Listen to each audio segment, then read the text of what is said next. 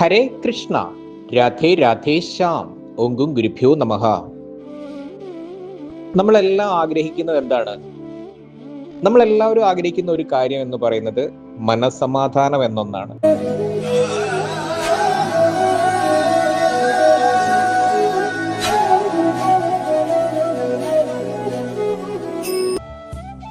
ആ മനസ്സമാധാനം എവിടെയെങ്കിലും മേടിക്കാൻ കിട്ടുന്ന ഒന്നാണോ? ഒരിക്കലും അല്ല.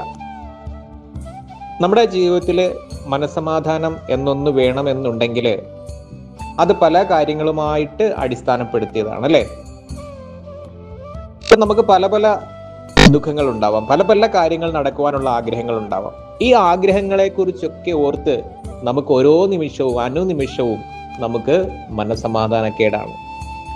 ഈ മനസ്സമാധാനം എന്നൊന്ന് വേണമെന്നുണ്ടെങ്കിൽ നമ്മുടെ കാര്യങ്ങളൊക്കെ ഭംഗിയായി നടക്കണം, അല്ലേ?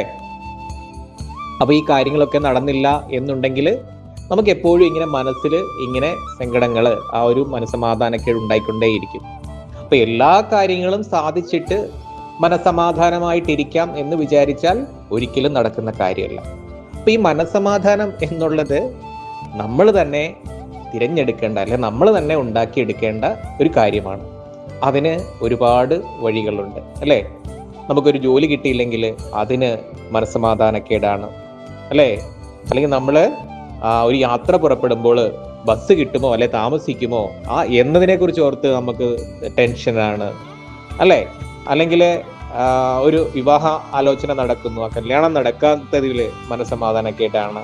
ഇങ്ങനെ ഓരോരോ കാര്യങ്ങളിലും നമുക്ക് ഓരോരോ നിമിഷവും നമുക്ക് മനസ്സമാധാനമില്ലായ്മയാണ്, അല്ലേ? ഇതൊക്കെ നമ്മൾ ഉണ്ടാക്കിയെടുക്കേണ്ടതാണ്. അതിന് ഒരുപാട് മാർഗങ്ങളുണ്ട്.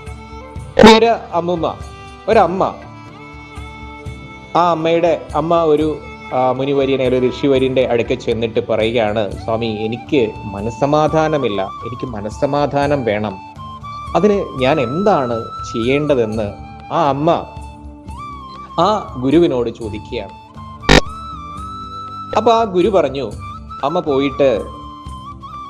നിങ്ങൾ പോയിട്ട് രാമായണം വായിക്കൂ എന്ന് പറഞ്ഞു. അങ്ങനെ ആ അമ്മ തിരിച്ചു വീട്ടിലെത്തി. അങ്ങനെ ഓരോ ദിവസവും രാമായണം വായിക്കുവാൻ തുടങ്ങി. അപ്പൊ ഓരോ ദിവസവും രാമായണം വായിച്ചിട്ടും ആ അമ്മയുടെ മനസ്സിൽ അതേപോലെ തന്നെ മനസ്സമാധാനമില്ല. ഓരോ കാര്യങ്ങളെ കുറിച്ചോർത്ത് മനസ്സമാധാനക്കേടാണ്. പല ആവർത്തിയും പല ദിവസങ്ങളിൽ ഇങ്ങനെ വായിച്ചിട്ടും രാമായണം വായിച്ചിട്ടും ആ അമ്മയ്ക്ക് മനസ്സമാധാനം കിട്ടുന്നില്ല. അങ്ങനെ ആ അമ്മ വീണ്ടും ആ ഗുരുനാഥന്റെ അടുക്കൽ എത്തുകയാണ്, ആ ഋഷിവര്യന്റെ അടുക്കൽ എത്തുകയാണ്. ആ ഋഷിവര്യന്റെ അടുക്കൽ എത്തിയിട്ട് പറഞ്ഞു, സ്വാമി, അങ്ങ് പറഞ്ഞതുപോലെ ഞാൻ രാമായണമൊക്കെ വായിക്കുന്നുണ്ട്, പല ആവർത്തി വായിക്കുന്നുണ്ട്, ഓരോരോ ദിവസങ്ങളിലും വായിച്ചുകൊണ്ടിരിക്കുന്നു. പക്ഷേ എനിക്ക് മനസ്സമാധാനം കിട്ടുന്നില്ല. എനിക്ക് മനസ്സമാധാനം വേണം. ഇത് വായിച്ചിട്ടൊന്നും, രാമായണം വായിച്ചിട്ട് പോലും എനിക്ക് മനസ്സമാധാനം കിട്ടുന്നില്ല. അതുകൊണ്ട് ഞാൻ എന്താണ് ഇനി ചെയ്യേണ്ടത് എന്ന് ആ അമ്മ ഗുരുനാഥനോട് ചോദിച്ചപ്പോൾ ഗുരുനാഥൻ പറഞ്ഞു, അമ്മയ്ക്ക് എന്താണ് വേണ്ടതെന്ന് ഒന്നുകൂടെ പറയൂ എന്ന് പറഞ്ഞു. അപ്പൊ അമ്മ പറഞ്ഞു, എനിക്ക് മനസ്സമാധാനം വേണം. അപ്പൊ ആ ഗുരുനാഥൻ പറഞ്ഞു, അമ്മ ആ മനസ്സമാധാനം വേണം എന്ന് പറഞ്ഞതിൽ നിന്ന് 2 വാക്ക് എടുത്തു മാറ്റൂ എന്ന് പറഞ്ഞു.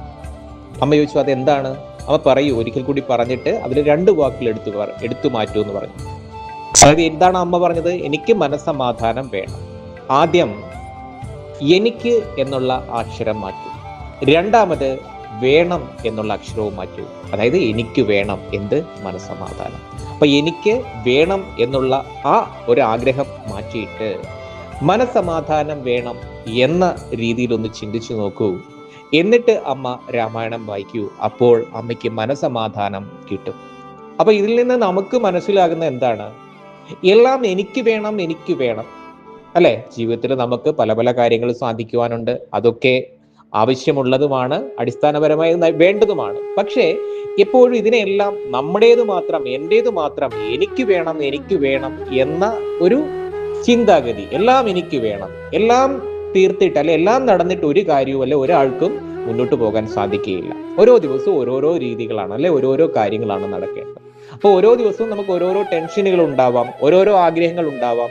ഇതെല്ലാം സാധിച്ചിട്ട് മനസ്സമാധാനത്തോടെ ഇരിക്കാം എന്ന് വിചാരിച്ചാൽ സാധിക്കില്ല. ആ ഗുരുനാഥൻ പറഞ്ഞതുപോലെ, അമ്മയോട് പറഞ്ഞു കൊടുത്തതുപോലെ എനിക്ക് വേണം, എനിക്ക് വേണം, എനിക്ക് വേണം എന്നുള്ള ആ അതിയായ ചിന്ത മാറ്റി നമ്മൾ സൗമ്യതയോടെ റിലാക്സ് ആയി ഇരുന്നു കൊണ്ട് മനസ്സമാധാനം വേണം എന്നാഗ്രഹിച്ചുകൊണ്ട് പ്രാർത്ഥന നടത്തിയാൽ അതിനെ ചിന്തിച്ചുകൊണ്ട് നമുക്ക് ജപിക്കാവുന്ന, അല്ലെ, നമ്മളെ കൂളാക്കുന്ന, നമുക്ക് മനസ്സമാധാനം ലഭിക്കുന്ന ഒരുപാട് വഴികളുണ്ട്. പ്രാർത്ഥനയുണ്ട്, നാമജപമുണ്ട്, അല്ലെങ്കിൽ മന്ത്രജപമുണ്ട്, അല്ലെ, ഇഷ്ടദേവതാ വന്ദനമുണ്ട്, ഇഷ്ടദേവതാ പ്രാർത്ഥനമുണ്ട്, ഇഷ്ടദേവ പ്രാർത്ഥനയുണ്ട്. ഇതൊക്കെ ചെയ്തു കഴിഞ്ഞാൽ നമുക്ക് മനസ്സമാധാനം കിട്ടും. പക്ഷെ എനിക്ക് വേണം, എനിക്ക് മാത്രം വേണം, ഇതെല്ലാം എൻ്റേതാണ് എന്നുള്ള ആ ഒരു ആർത്തി മാറ്റിക്കൊണ്ട് നമ്മൾ മനസ്സമാധാനത്തോടെ ഇരുന്നുകൊണ്ട് ജപം നടത്തി കഴിഞ്ഞാൽ നമ്മുടെ മനസ്സിനെ സൗമ്യമാക്കിക്കൊണ്ട്, വളരെ കൂളാക്കിക്കൊണ്ട് നമുക്ക് മനസ്സമാധാനം ലഭിക്കുന്നതാണ്.